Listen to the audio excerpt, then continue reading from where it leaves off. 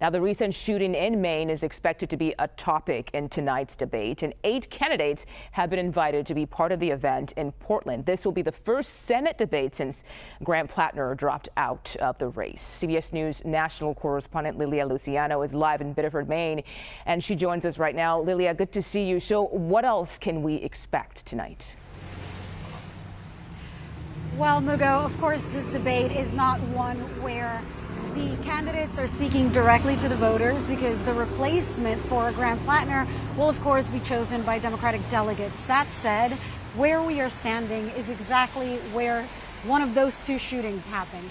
Senator Susan Collins, who they will, or whomever will be running against her, will be trying to defeat come November, has already supported that suspension of traffic stops like the one that led to the killing of John Sebastian Guerrero. So we can expect that there will be, of course, questions and answers, and part of that debate we expect will center around ICE policies, especially now that we have seen this shift from the White House, this undoing of that measure that was popular even among Republicans like Susan Collins. What we have been hearing here is questions about accountability, of course, whether the officers who shot had or did not have cameras. What we know is that those cameras, if they were on them, were not rolling. This has been a really important discussion around that accountability.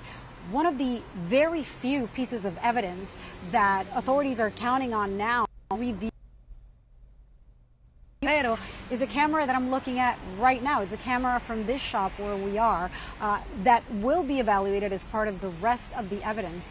But I think other issues that will be important is, of course, what Graham Platner was running on, the cost of living, workers' rights. Of course, there are other candidates that have prioritized issues like reproductive rights. We can expect that there will be conversations around ICE because it's such a heated debate and it's such an important topic here in Maine, across the whole state, especially in this community that's just 20 minutes away from Portland. But we can expect that there is going to be a range, because the experience of these candidates also ranges. Some are running as outsiders with little experience in hard politics, like in the case of Platner, but some are running on their years or decades in public service. So we're going to be paying very close attention, but one thing that we can expect, because at least the voters that we have heard from here are very alarmed about, is precisely ICE. One of the candidates has called out explicitly to abolish ICE, as the governor of Maine did yesterday, if certain reforms are not implemented.